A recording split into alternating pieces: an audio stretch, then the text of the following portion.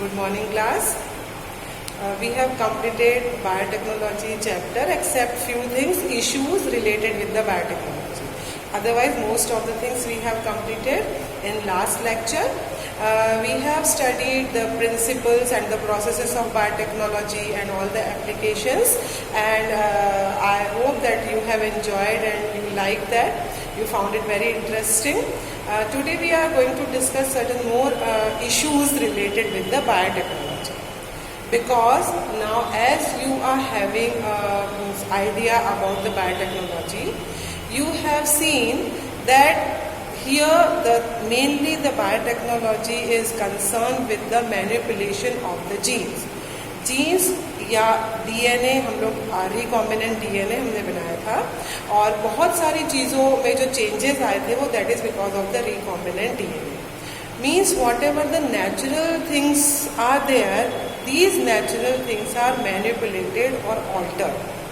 और ethical ground पे if we see, then tampering the nature or changing the things which is natural is somewhere harmful or not beneficial for the human race or the whole humankind. क्योंकि एक तरह से अपने फ़ायदे भी हैं, लेकिन कुछ चीज़ें जो रहती हैं उनका लिमिट में होना ही अच्छा होता है, और उसको अगर हम सिर्फ अपने प्रॉफिट के लिए सोचें तो that all such kind of things they harm the nature somewhere. So we are going to discuss all these topics in the issues related with the biotechnology. So first of all, the ethical issue. Ethical issues related with the biotechnology.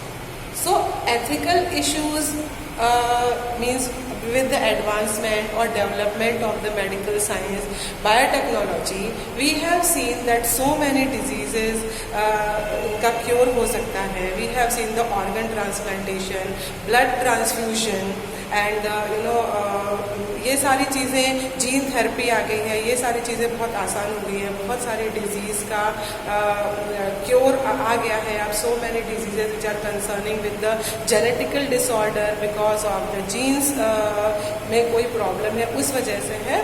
So all such kind of things can be cure nowadays. With that, we have also seen that the production of the livestock, milk है या egg है या meat है, उसका production, then उसका nutritive value भी बढ़ गई है. तो all these things are beneficial for the humankind. But in the ethical ground, we have to think whether all these things, all these manipulation, all these benefits, are they increasing the happiness of the humankind or the whole human race? Or somewhere we are assaulting the human bodies for the benefit or for the greater profit of the mankind. समझ लो कि क्या सच में ये सारी चीज़ें करके human के life में हम लोग खुशियाँ दे सकते हैं, कि अब तो सब चीज़ अपने हाथ में है. जैसा चाहो क्लोनिंग आ गई है. Cloning, we have seen the first clone Dolly was made, and with the help of cloning exactly same to same organism we can engineer, बन सकता है आर्टिफिशियली. तो पर क्या ये सारी चीज़ें ह्यूमन की ज़िंदगी में हैप्पीनेस ला सकती हैं? क्या इन सब चीज़ों से जितने भी दुख और तकलीफ है उन सब का एंड हो सकता है? तो ये पॉसिबल नहीं है, क्योंकि एक तरह का socio economic balance is very important in the society. Because those who are rich, those who are having the resources, they can use the biotechnology, but the poor strata of the society or those who do not have the access to this biotechnology and all, जिनके पास awareness नहीं है, वो कहीं बहुत पीछे रह सकते हैं सोसाइटी में. और जो लोग, जिन लोगों के पास एक्सेस है बायोटेक्नोलॉजी की, अवेयरनेस है, रिच पीपल है, they would enjoy all these benefits. तो वो एक सोसाइटी का जो बैलेंस है वो बिगड़ सकता है. तो एक ये पॉइंट है. अनदर पॉइंट एनवायरमेंट के पॉइंट ऑफ व्यू से, that we also have to see that whatever the genetical engineered organisms we are preparing, या scientists are preparing, are they beneficial to the environment? Because environment has, or the nature has its own rules. each and every small organism plays a very important role in balancing of the ecosystem. So हम उसको tampering कर रहे हैं, because everything we are doing according to our own desire. हम अपने हिसाब से चीज़ों को बदल ले रहे हैं, तो क्या हम ये नेचर के साथ टेम्परिंग नहीं कर रहे हैं? तो क्या ये एनवायरमेंट को किसी तरह का हार्म पहुंचा सकता है? Then third thing is that with the human nature, are we playing with the human nature? Because the human being is groomed with all the up and downs in the life. अभी आप लोग 12th class में आ गए हो, आपको भी ये बात समझ में आ गई होगी कि लाइफ में हमेशा अप एंड डाउन्स आते हैं ज़रूर, और तभी एक पर्सन जाके बहुत स्ट्रॉन्ग पर्सनैलिटी बनता है. अगर हम उसको 24 घंटे रेगुलेट करते रहे कि अरे इमोशंस को हमने ऑफ कर दिया कि हम इस बात पे दुखी नहीं होंगे या इस बात पे हम बहुत ज़्यादा खुश नहीं होंगे, या हर चीज़ को अगर हम आर्टिफिशियली करने लगे, so somewhere our nature, our जो नेचुरल हमारी जो इमोशंस हैं, सेंटिमेंट्स हैं, उनको कहीं तो हम सप्रेस करेंगे, and that is any way not beneficial for the human kind. तो उसके लिए कहीं पे एक चेक होना बहुत ज़रूरी है. There should be a limit, there should be a check that what kind of the genetical engineered organisms would be prepared, and what up till where we should manipulate or we should alter the gene. For that, the Indian government has established a organization that is known as the Genetical Engineered Approval Committee. Genetical Engineering Approval Committee. Full form is Genetical Engineering Approval Committee. This committee, decides before means trading the any biological product or any organism on the commercial purpose. First of all, it is checked by the Genetical Engineering Approval Committee. When the person or the organization gets the approval from this committee, then only on the commercial purpose the product or the organisms can be used. तो उससे एक check रहेगा, और scientist जो है वो एक limit में ही चीज़ों को चेंज कर पाएंगे. राइट? उसके बाद अनदर थिंग्स, ये बहुत इंपॉर्टेंट चीज़ें हैं बायोटेक्नोलॉजी के साथ. Sometimes in the board exam questions come on the ethical issues as well. Next is the bio patent and bio piracy. What is bio patent? Bio-patent means that patent is a kind of right. Whenever any person, any scientist or any society does any kind of the invention or discovery, or whenever they produce any genetically engineered organism या कोई crop variety वो produce करते हैं, as we have seen the BT crop. जब भी किसी scientist ने या किसी ऑर्गेनाइजेशन ने बीटी क्रॉप बनाई थी, that is using the bacteria that is the bacillus thuringiensis, then the person or the organization or the group has to do certain kind of the documentation that is known as the patent. तो उस scientist को या उस group of people को या organisation को एक certificate मिल जाता है to do the further research और उसको सेल करने का, ट्रेडिंग करने का ऑफ दैट पर्टिकुलर स्पीशीज. जैसे बीटी क्रॉप बना ली तो जिस ऑर्गेनाइजेशन ने बनाई थी, अब सिर्फ उसी के पास राइट है कि वो उससे रिलेटेड, बीटी क्रॉप से रिलेटेड और वैरायटी बना सके, उसमें अंदर और कुछ रिसर्च वर्क करा सके और उसको उसे किस तरह से मार्केट में प्लेस करना है, किस तरह से मार्केट में उसकी ट्रेडिंग करनी है. Any other person can not use all these rights. वो अपने मन से फिर और कोई बीटी क्रॉप नहीं बना सकता और मार्केट में नहीं बेच सकता है. तो that is known as the bio patent. Like इसके साथ ही एक और चीज पढ़ते हैं हम, bio piracy. Bio piracy means आपने पढ़ा होगा ना, सीडी या मूवीज की पायरेसी होती है, मतलब डुप्लीकेट बना के उसको बेचना। Exactly same thing we have to see over here कि डुप्लीकेट चीज़ बना के बेचना, अगर बीटी क्रॉप है किसी और दूसरे इंसान ने, किसी भी ऑर्गेनाइजेशन ने इसी तरह के दूसरे क्रॉप बना के उसको मार्केट में बेचना शुरू कर दिया तो that is illegal, because one company always patent, उसने अपना पेटेंट करा लिया है और अब सिर्फ वही कंपनी उस पर्टिकुलर क्रॉप को मार्केट में कमर्शियल ग्राउंड पे बेच सकती है। अगर किसी दूसरे ने वो काम किया तो उसको बोलते हैं bio piracy. It's a kind of theft.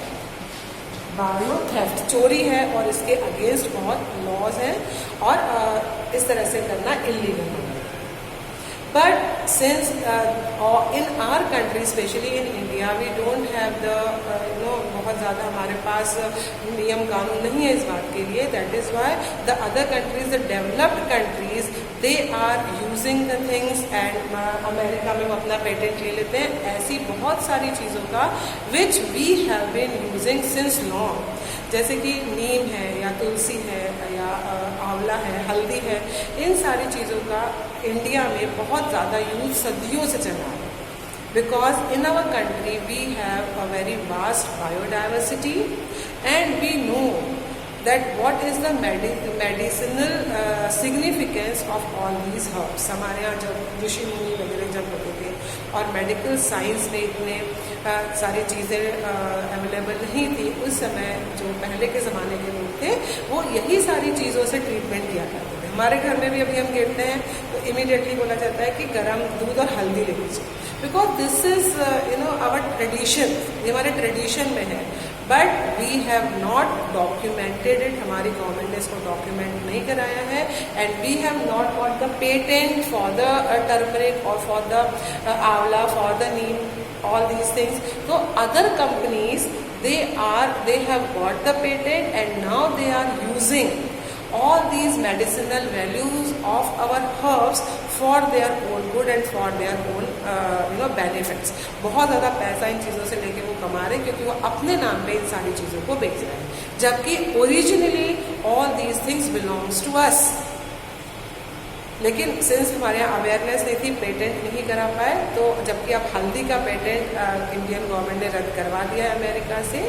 If you see the internet, उसमें आपको इन सब चीज़ों के बारे में इंफॉर्मेशन मिलेगी। अब हल्दी का पेटेंट हमारे पास है। उसी तरह जैसे करेला, जामुन और ये सारी चीज़ें हैं, हम डायबिटीज़ में बहुत सदियों से हम लोग यूज़ करते आ रहे हैं, but since we have not got the patent, that is why the other companies, multinational companies, they have got the patent on all these things also and they are using all these herbs. Like one example, in 1997 one company, US based company, that is a Rice Tech, has got the patent for the basmati rice. Basmati rice has the Indian origin। हमें पता है basmati rice हमारे India में cultivate होता रहा है सदियों से, and around 27 to 30 varieties of basmati rice with beautiful fragrance और लॉन्ग ग्रेन और वेरी गुड टेस्ट, इन सब चीज़ों में हमारा basmati rice world wide famous है। But again the same thing, since we don't have the awareness, नहीं है तो उसके लिए दिस बासमती राइस पेटेंट किसको मिल गया था? Rice tech company, and they were using the basmati, they were doing the research work, they were doing the different kind of the experiments on the basmati and they were selling it all over the world. लेकिन बहुत सारे फिर कोशिशें की गई और इसको भी वापस करवा जाने की कोशिश की गई कि इसको वहाँ से रोक के अपने पास उस पेटेंट को वापस लिया जाए। But nowadays in our country also there is a Department of Biotechnology, DBT.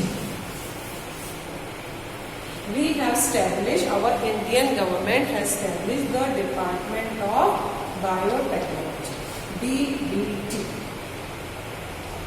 तो ये department see into the matters कि क्या मैटर्स है, सारी चीज़ों को, बहुत सारे जो patents already other countries they have got on their name the things patent, उनको वो स्ट्रगल कर रहा है वापस इंडिया में लाने की कि हमारा जो ओरिजिन है, जो चीज़ हमसे बिलोंग करती है, वो सारी चीज़ें वापस से हमारे पास आ सके।